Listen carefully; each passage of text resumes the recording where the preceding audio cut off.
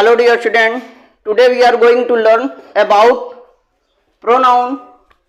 Dear student, आज हम लोग pronoun के बारे में सीखेंगे। सबसे पहले हम जानेंगे what is pronoun. Pronoun means होता है सर्वनाम। What is pronoun? Pronoun क्या है?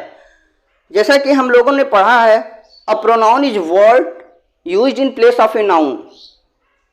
संज्ञा के स्थान पर प्रयोग किए जाने वाला शब्द सर्वनाम कहलाता है। इसी तरीके से ये भी हम डिफिनेशन देखते हैं और समझते हैं। A pronoun is word used in place of a noun और noun phrase to avoid repetition, यानी बार बार नाउन या नाउन फ्रेज आने से बचने के लिए हम उसके स्थान पर सर्वनाम का प्रयोग करते हैं। अर्थात बच्चों कि अगर संज्ञा या संज्ञा फ्रेज, संज्ञा वाक्यांश अगर बार बार आ रहे हैं तो उस बार बार आने से बचने के लिए ही हम प्रोनाउन का प्रयोग करते हैं। क्लियर बच्चों? एग्जाम्पल से हम समझते हैं। Mohan is my friend.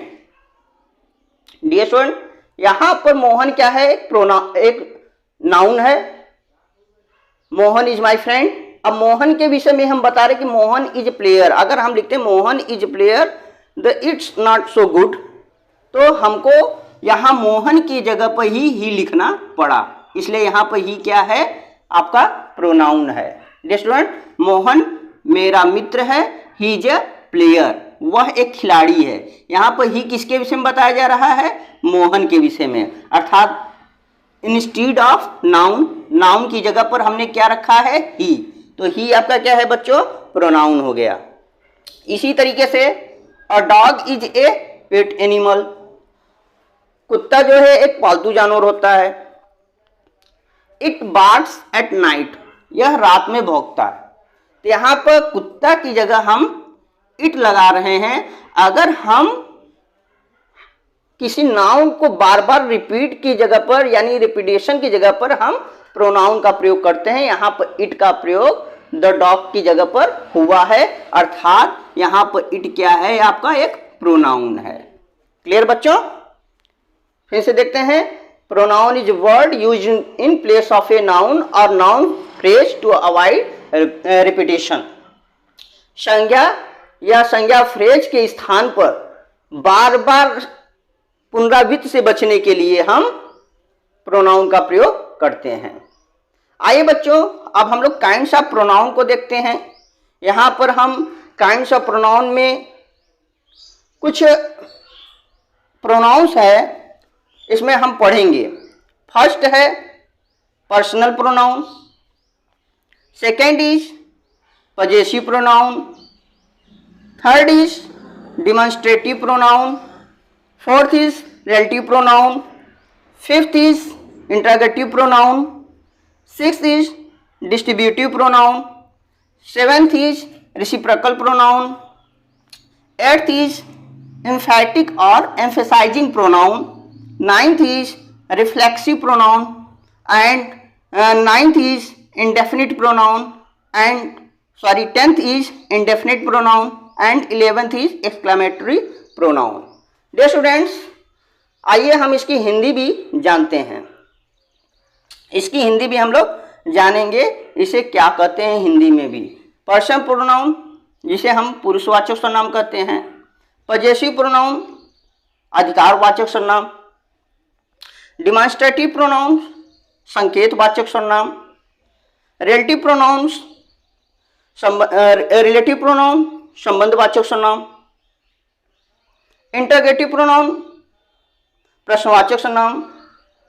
Distributive pronoun, विभाग सूचक सर्वनाम या वितरणात्मक सर्वनाम। रेसिप्रोकल प्रोनाउन, परस्परवाचक सर्वनाम। एम्फैटिक और एम्फेसाइजिंग प्रोनाउन, दबाव सूचक सर्वनाम। रिफ्लेक्सिव प्रोनाउन, निजवाचक सर्वनाम। इंडेफिनिट प्रोनाउन, अनिश्चयवाचक सर्वनाम। एक्सक्लेमेटरी प्रोनाउन, विस्मयादि बोधक सर्वनाम। डियर स्टूडेंट, आइए सबसे पहले अब हम लोग पर्सनल प्रोनाउन को जानेंगे। डियर स्टूडेंट्स, आइए हम लोग पर्सनल प्रोनाउन को समझेंगे। What is a personal pronouns? Personal pronoun is used in place of a person और ए थिंग। पर्सन प्रोनाउन व्यक्ति या वस्तु के स्थान पर प्रयोग किया जाता है। Note, I, we, you, he, she, it and they are called person pronouns. Example से बच्चों हम समझते हैं, Ram is my friend, he is a teacher. Ram मेरा मित्र है, वह एक अध्यापक है। यहाँ पर ही का प्रयोग राम की जगह किया गया है, जो कि राम क्या है, एक पर्सन है, एक व्यक्ति है। तो ही का प्रयोग राम के स्थान पर ही हुआ है, इसलिए ही क्या है यहाँ पर पर्सनल प्रोनाउन है। जैसा कि मैंने ऊपर बताया है कि व्यक्ति या वस्तु के स्थान पर प्रयोग किया जाता है, उसे हम पर्सनल प्रोनाउन कहते हैं। Dear student, there are 3 types of personal pronoun. Personal pronoun के 3 टाइप्स हैं। पहला होता है first person, second person and third person. Dear student, first person क्या है? द पर्सन स्पीकिंग, वह व्यक्ति जो बोल रहा हो, यानी बोलने वाला व्यक्ति फर्स्ट पर्सन कहा जाता है। अर्थात आई, वी फर्स्ट पर्सन में आता है। आई माने मैं बोल रहा हूँ। वी मतलब हम लोग बोल रहे हैं, तो आई, वी को फर्स्ट पर्सन में रखा गया है।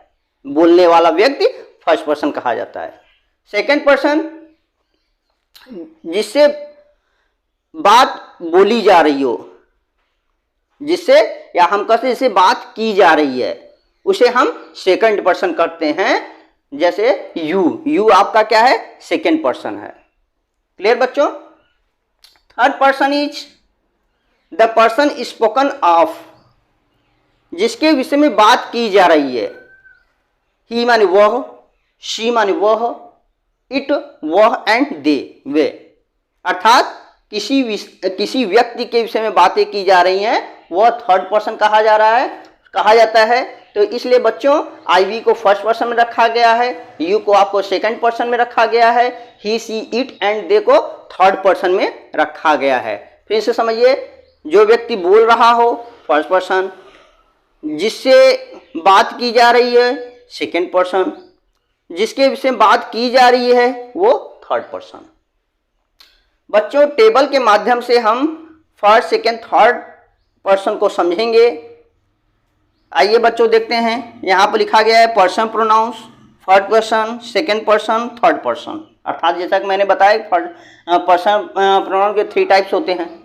इधर नॉमिनेटिव केस, यानी कर्ता के रूप में जो काम कर रहे हैं, ऑब्जेक्टिव केस कर्म के रूप में, पॉजेसिव केस संबंध कारक के रूप में। यहाँ पॉजेसिव केस के 2 टाइप्स हैं, possessive adjectives, possessive pronouns. Clear बच्चों? जैसे आई यहाँ पर नॉमिनेटिव केस है, इसका ऑब्जेक्टिव केस होगा मी, पॉजेसिव एडजेक्टिव माई, पॉजेसिव प्रोनाउंस माइन। जैसे मैं अपना काम कर रहा हूँ, I am doing my work. मेरी माताजी मुझे कहानी सुनाती थी या सुनाती हैं, माई मदर टेल्स मी माने मुझे, ऑब्जेक्ट के रूप में आ रहा है, इसलिए को ऑब्जेक्टिव केस कहते हैं। डियर स्टूडेंट, मैं अपना पाठ याद करता हूँ, आई लर्न माई लेसन। यहाँ पर माई क्या है? पॉजेसिव एडजेक्टिव को दिखा रहा है। दिस बुक इज माइन, यहाँ माइन क्या दिखा रहा है? Possessive pronouns. ध्यान दीजिए कि पॉजेसिव प्रोनाउंस के बाद कोई नाउंस को नहीं लिखा जाता है। This book is mine. Clear बच्चों? इसी तरह वी का we, us, our, ours, you, your, yours, he, him, his, she, her, hers, it, its, they, them, their, theirs. Dear students, इसका आप स्क्रीनशॉट भी ले सकते हो। ये ट्रांसलेट करने में आपके लिए बहुत ही इंपॉर्टेंट है, इसलिए आप इसको स्क्रीनशॉट भी ले लीजिए बच्चों। ओके डियर स्टूडेंट, अब हम लोग नेक्स्ट डेफिनेशन को समझेंगे। स्टूडेंट आइए अब हम लोग नेक्स्ट डेफिनेशन को समझते हैं। नेक्स्ट डेफिनेशन हमारा है possessive pronoun. What is a possessive pronoun? जैसा कि हिंदी मैंने आपको बताया अधिकारवाचक सर्वनाम, यहाँ अधिकार समझ में आए।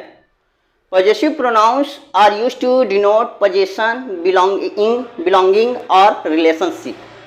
Dear student, अधिकार की possessive pronouns में आपके आते हैं mine, his, hers, yours, their, ours. ये possessive pronoun को दर्शाते हैं. एग्जाम्पल से हम समझते हैं, दिस बैग, वह झोला is mine, that bag is mine. यहाँ पर माइन क्या दिखा रहा है? पोजेशन दिखा रहा है, इसलिए माइन क्या हो गया? आपका पोजेसिव प्रोनाउन. इसी तरीके से दीज कीज आर योर्स, ये चाबियाँ आपकी हैं. यहाँ पर योर्स आपका पोजेसिव प्रोनाउन से है. दिस बैग इज हर्स, यह झोला उसका है. यहाँ पर हर्स आपका पॉजेसिव प्रोनाउन है. तो बच्चों पॉजेसिव प्रोनाउन समझना बहुत इजी है. हमेशा जैसा कि मैंने इसके पहले टेबल में दर्शाया है, पॉजेसिव एडजेक्टिव, पॉजेसिव प्रोनाउंस. जैसे माई आपका पॉजेसिव एडजेक्टिव है, लेकिन माइन अगर दिखाते हैं तो आपका पॉजेसिव प्रोनाउन होगा. अगर यहाँ पर पॉजेसिव एडजेक्टिव दिखाना होगा तो दैट इज माई बैग, तो वो पॉजेसिव एडजेक्टिव होगा. लेकिन माइन के साथ आप ध्यान में दीजिए कि नाउन यूज नहीं होगा, तो वो पॉजेसिव प्रोनाउन होगा. क्लियर बच्चों? अब हम नेक्स्ट डिमॉन्स्ट्रेटिव प्रोनाउन को समझेंगे. What is demonstrative pronoun? Demonstrative pronouns are such word which point to specific persons और थिंग्स. जैसे नाम से ही पता चला, संकेतवाचक सर्वनाम, वो सर्वनाम जो संकेत करे. तो डिमॉन्स्ट्रेटिव प्रोनाउंस एक ऐसा शब्द है जो कि किसी विशिष्ट व्यक्ति या वस्तु की ओर क्या करता है? पॉइंट करता है, इशारा करता है. उसे हम डिमॉन्स्ट्रेटिव प्रोनाउन कहते हैं. तो इशारा करने के लिए, इंडिकेट करने के लिए कौन से नाउन्स प्रोनाउंस हैं आपके? This, that, these and those are demonstrative pronouns. This यह जो कि इंडिकेट कर रहा है, दैट वह, दीज एंड दोज ये और वो वे, ये क्या है? डिमॉन्स्ट्रेटिव प्रोनाउन जो कि संकेत करने के लिए प्रयोग किए जाते हैं. एग्जाम्पल से समझते हैं. This is an orange. अभी हम किसी को बता रहे हैं व्हाट इज दिस, कोई चाइल्ड पूछ रहा है तो बताएंगे कि यह एक ऑरेंज है, संतरा है. तो यहाँ पर ऑरेंज क्या है? यहाँ पर दिस क्या है? डिमॉन्स्ट्रेटिव प्रोनाउन है, क्योंकि किसी विशेष स्पेसिफिक पर्सन और थिंग की ओर क्या करता है? इशारा करता है. इसी तरह दैट इज ए कैट, यहाँ पर दैट क्या है? डिमॉन्स्ट्रेटिव प्रोनाउन है. इसी तरह दीज आपका डिमॉन्स्ट्रेटिव प्रोनाउन हो गया. इसी तरह दोज आपका डिमॉन्स्ट्रेटिव प्रोनाउन है. तो बच्चों आप बहुत इजी तरीके से आप this, that, these and those को दिमाग में रख सकते हैं कि ये आपका क्या है? डिमॉन्स्ट्रेटिव प्रोनाउन है. किसी विशेष व्यक्ति या वस्तु की ओर क्या करता है? इशारा करने के लिए प्रयोग किया जाता है. आइए बच्चों अब हम लोग नेक्स्ट डेफिनेशन को समझते हैं. डियर स्टूडेंट, आइए हम लोग नेक्स्ट डेफिनेशन को समझते हैं. Next definition is relative pronoun. What is relative pronoun? A relative pronoun is a pronoun used to introduce a relative clause, a clause that gives further information about the preceding noun or noun phrase. जैसे relative pronoun एक ऐसा pronoun है जो कि relative clause को परिचय कराने के लिए प्रयोग किया जाता है. और क्लॉज क्या है? और क्लॉज दैट, और जो कि क्लॉज हमें नाउन जो पहले वाले प्रीसीडिंग नाउन और नाउन फ्रेज, जो पहले नाउन और नाउन फ्रेज के बारे में आगे की जानकारी देते हैं, उसे हम रिलेटिव प्रोनाउन कहते हैं. या बच्चों सीधा सीधा हम समझ सकते हैं वे शब्द, वे प्रोनाउन जो दो वाक्यों को जोड़ते हैं अथवा जो प्रोनाउंस अपने पूर्व से नाउन संबंध बताते हैं, उन्हें रिलेटिव प्रोनाउन कहते हैं. बच्चों समझते हैं हम. नोट ये भी जानिए बच्चों, the main English relative pronouns are which, that, who, whom and whose. ये मेन आपके रिलेटिव प्रोनाउंस हैं. आइए बच्चों एग्जांपल समझते हैं. A relative pronoun is a pronoun used to introduce a relative clause. जैसे कि बच्चों this is the pen which I bought yesterday. यहाँ पर दो सेंटेंसेस का प्रयोग हुआ है जो कि एक आपका क्लॉज है, तो ये आपका रिलेटिव क्लॉज कहा जाएगा. आई bought yesterday. A clause that gives further information about the preceding noun और noun phrase. और ये जो clause है जो इसके पहले आए हुए नाउन या नाउन फ्रेज के विषय में आगे की जानकारी देते हैं, उसे हम रिलेटिव प्रोनाउन कहते हैं. कहने का तात्पर्य बच्चों ये है कि दिस इज द पेन, यह वही कलम है, विच आई बॉट यस्टरडे, जिसे कि मैंने कल खरीदा था। बच्चों यहाँ पर पेन क्या है, नाउन है, विच आपका रिलेटिव प्रोनाउन है, आई बॉट यस्टरडे आपका क्लाज है। तो ये क्लाज रिलेटिव क्लाज को परिचय कराने के लिए यानी परिचय कराने के लिए प्रयोग किया गया है विच का। और क्लाज क्या करता है कि जो पहले वाले नाउन या नाउन फ्रेज आते हैं उनके विषय में क्या तो आगे की जानकारी देते हैं। अर्थात दिस इज द पेन या वही कलम है विच, जो कि ये जोड़ने का काम कर रहा है इसलिए रिलेटिव प्रोनाउन है। और आगे की जानकारी क्या दे रहा है कि आई बॉट यस्टरडे, किसके विषय में बताया जा रहा है, ये आपको पेन के बारे में बताया जा रहा है। तो इसलिए ये जोड़ने का काम क्या कर रहा है, विच कर रहा है। तो विच आपका रिलेटिव प्रोनाउन होगा। जैसा कि मैंने बताया कि जो शब्द दो वाक्यों को जोड़ता है, ये दो वाक्यों को जोड़ रहा है, ये शब्द दो वाक्यों को जोड़ रहा है, अथवा जो प्रोनाउन अपने से पूर्व नाउन से संबंध बताता है उन्हें रिलेटिव प्रोनाउन कहते हैं। अर्थात दिस इज द पेन, यह वही कलम है जो कि मैंने कल खरीदा। तो जोड़ने का काम ये आपका विच कर रहा है, तो विच आपका क्या हो गया, रिलेटिव प्रोनाउन हो गया। इसी तरह नेक्स्ट हम एग्जाम्पल्स को देखते हैं। The boy who is running is my brother, वह लड़का जो कि दौड़ रहा है, इज माई ब्रदर मेरा भाई है। तो यहाँ पर जोड़ने का काम कौन रहा है, हु, जो कि अपने से पूर्व आए हुए नाउन, प्रीसीडिंग नाउन के विषय में बता रहा है, आगे की जानकारी दे रहा है। तो यहाँ पर हु क्या हो गया आपका रिलेटिव प्रोनाउन। इसी तरह this is the boy whom all like, या वही लड़का है जिसे सब पसंद करते हैं। तो यहाँ पर whom आप क्या हो गया, relative pronoun.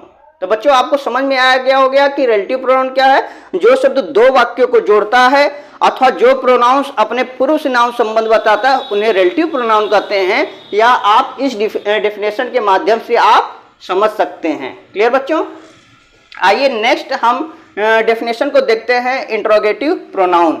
Interrogative pronouns are used to ask question. Dear student, प्रश्नवाचक वाक्य जो कि प्रश्नों को पूछने के लिए प्रयोग किया जाता है। जैसे एग्जाम्पल से समझते हैं, व्हाट आर यू डूइंग, आप क्या कर रहे हो।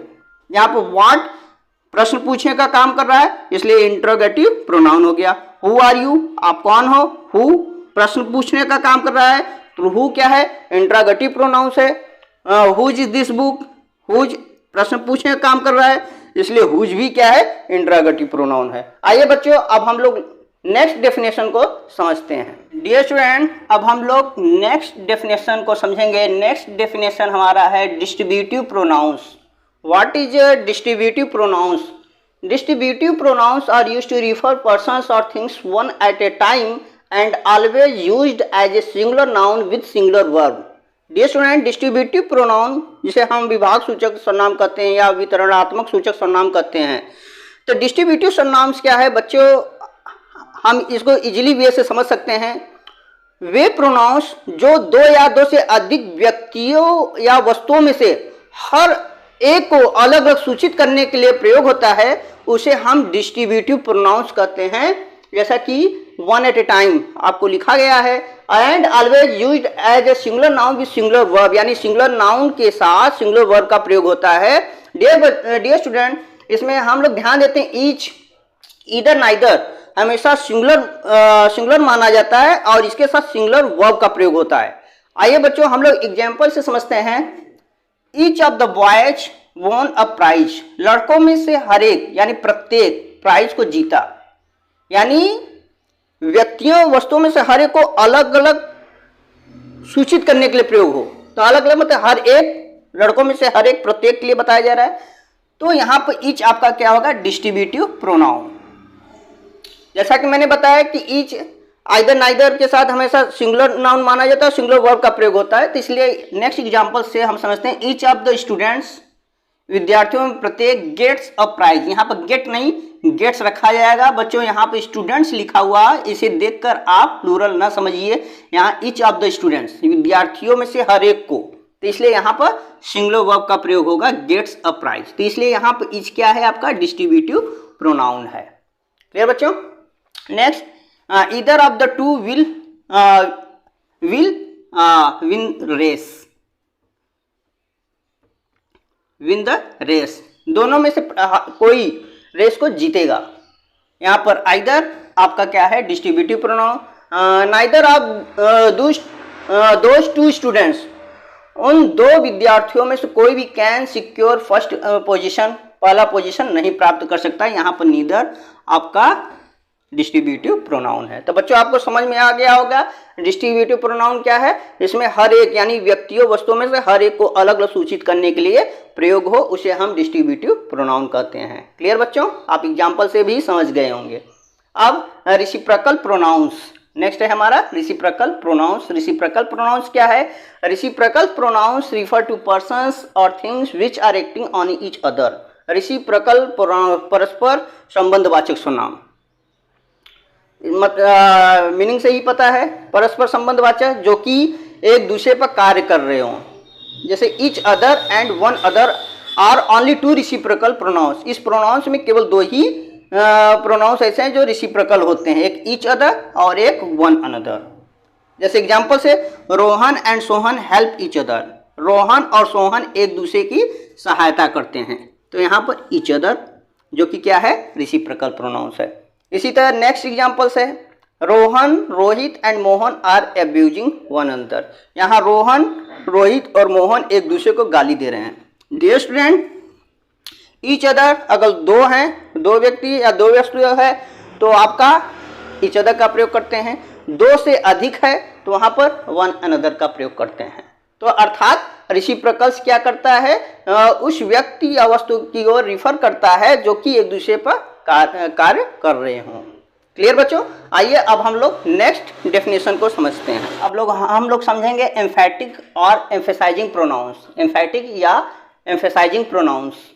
What is emphatic? Emphatic pronouns are used to put some emphasis on either noun और प्रोनाउंस। एम्फैटिक प्रोनाउंस वह प्रोनाउंस होता है जो कि नाउन या प्रोनाउन पर कुछ जोर डालने के लिए प्रयोग किया जाता है। आइए एग्जाम्पल से समझते हैं। I myself solve this question. पहले तो ये समझते हैं कि माई सेल्फ को हटा दीजिए। आई सॉल्व दिस क्वेश्चन, मैंने इस प्रश्न को हल किया। तो बात तो समझ में आ रही है। अब यहाँ पर मैं माई सेल्फ का यूज कर रहा हूँ। आई माई सेल्फ, मैंने खुद, मैंने स्वयं इस प्रश्न को हल किया। तो यहाँ माई सेल्फ क्या कर रहा है? आपका एम्फैटिक बना रहा है, जोर देकर बता रहा, मैंने खुद, मैंने स्वयं ही यह प्रश्न को हल किया, यानी और किसी ने नहीं किया, मैंने खुद ही किया। तो यहाँ पर माई सेल्फ एम्फैटिक प्रोनाउन है जो कि क्या कर रहा है? प्रोनाउन पर जोर डाल रहा है। इसी तरह we our self can do our work. हम अपना काम स्वतः ही कर सकते हैं, स्वतः ही कर सकते हैं, खुद, अपने आप। तो यहाँ पर आवर सेल्फ क्या है? एम्फैटिक प्रोनाउन है। बच्चों अगर ये यूज भी नहीं होते हैं तो इससे सेंस पूरा कंप्लीट समझ में आता है और ये जोर डालने के लिए प्रयोग किए जाते हैं। इसी तरह reflexive pronoun. A reflexive pronoun expresses that subject's action affects the subject itself. Reflexive pronouns जो कि व्यक्त करता है, जो कि उस कर्ता के कार्य को, जो कि स्वतः सब्जेक्ट को प्रभावित करता है। जैसे आई किल्ड माई सेल्फ, मैंने खुद को ही मार डाला। अगर हम बोलें आई किल्ड तो इससे सेंटेंस कंप्लीट नहीं होता है, इसका सेंस समझ में नहीं आता है। माई सेल्फ लिखने से समझ में आ रहा है कि मैंने खुद को ही मार डाला। तो बिना इसका ये माई सेल्फ के ये अधूरा सेंटेंस है, भाव समझ में नहीं आ रहा है। तो आई किल्ड माई सेल्फ, तो यहाँ पर माई सेल्फ रिफ्लेक्सिव प्रोनाउन है। We can help our self, मैंने खुद ही अपने आप, हम लोग स्वतः सहायता कर सकते हैं, खुद की सहायता कर सकते हैं। तो यहाँ पर आवर सेल्फ क्या है? रिफ्लेक्सिव प्रोनाउन है। बच्चों इसमें थोड़ा सा अंतर समझिए कि यहाँ पर अगर जैसे माई सेल्फ नहीं यूज करते हैं तो सेंस तब भी समझ में आ रहा है, लेकिन अगर इसमें नहीं लिखते हैं तो इसमें आपका कंप्लीट सेंस नहीं, इनकम्प्लीट सेंस होता है, जो कि सेंस पूरा नहीं होता है। तो ये इसलिए इसे रिफ्लेक्सिव प्रोनाउन कहते हैं और ये आपका एम्फैटिक प्रोनाउन है। Complete clear students? आइए अब हम लोग नेक्स्ट डेफिनेशन को समझते हैं। स्टूडेंट्स अब हम लोग इंडेफिनिट प्रोनाउंस को समझेंगे। What is an indefinite pronouns? An indefinite pronoun is a pronoun that refers to a person or a thing without being specific. Indefinite pronoun वो pronoun होता है जो कि without being specific, कोई विशेष विशिष्ट होने के बिना, कोई विशेष ना हो, चाहे वो व्यक्ति हो या वस्तु हो, उसे बताने के लिए हम इंडेफिनिट प्रोनाउन का प्रयोग करते हैं विदाउट बीइंग स्पेसिफिक। स्पेसिफिक यानी विशिष्ट होने के बिना व्यक्ति या वस्तु को बताता है। The most common indefinite pronouns are, यानी बच्चों सबसे सामान्य इंडेफिनिट प्रोनाउंस हैं। यहाँ मैंने कुछ इंडेफिनिट प्रोनाउंस को लिखा है जो कि आपको हेल्प करेगा समझने में, जैसे all, any, someone, anyone, anything, everybody, everyone, everything, one, few, many, nobody, none, several, some, somebody and nothing etcetera. ये आपके इंडेफिनिट प्रोनाउंस हैं बच्चों। जैसे एग्जाम्पल से समझते हैं, somebody has stolen my book, किसी ने मेरी पुस्तक चुरा ली है। किसी ने भी आपको कोई विशेष नाम तो दिया नहीं गया है, तो इसलिए ये क्या है, समबडी आपका इंडेफिनिट प्रोनाउन अनिश्चयवाचक सर्वनाम, कोई विशेष नाम न दिया रहा है। इसी तरीके से nobody has stolen your book, किसी ने भी तुम्हारी पुस्तक नहीं चुराई है, कोई विशेष नाम तो दिया नहीं गया, नोबडी कोई भी नहीं, तो यहाँ पर नोबडी आपका इंडेफिनिट प्रोनाउन है। इसी तरह ऑल आर गुड, सभी अच्छे हैं। ऑल मतलब सभी, सभी में कौन है पता नहीं है, तो ऑल आर गुड, यहाँ पर ऑल क्या क्या है, इंडेफिनिट प्रोनाउंस है। बच्चों आपको समझ में आ गया होगा। अब हमारा लास्ट डेफिनेशन है एक्सक्लेमेटरी प्रोनाउन। तो आइए हम लोग समझते हैं एक्सक्लेमेटरी प्रोनाउन क्या है। A pronoun used as an exclamation is called an exclamatory pronoun. वह प्रोनाउन जो एक्सक्लेमेशन के रूप में प्रयोग किया जाता है, एक्सक्लेमेशन विश्व में जहाँ खुशी, आश्चर्य का भाव हो, वहाँ हम एक्सक्लेमेटरी प्रोनाउन उसे कहते हैं, कॉल्ड एन एक्सक्लेमेटरी प्रोनाउन। जैसे what a lovely picture is it, यह कितना प्यारा चित्र है, तो यहाँ व्हाट क्या कर रहा है, एक आश्चर्य दिखा रहा है, तो यहाँ पर क्या हो गया, व्हाट आपका क्या है, एक्सक्लेमेटरी प्रोनाउन है। इसी तरह how beautiful the picture is, कितनी सुंदर तस्वीर है, तो यहाँ पर हाउ एक्सक्लेमेटरी प्रोनाउन है। डियर स्टूडेंट, आशा करता हूँ यह वीडियो आपको पसंद आई होगी।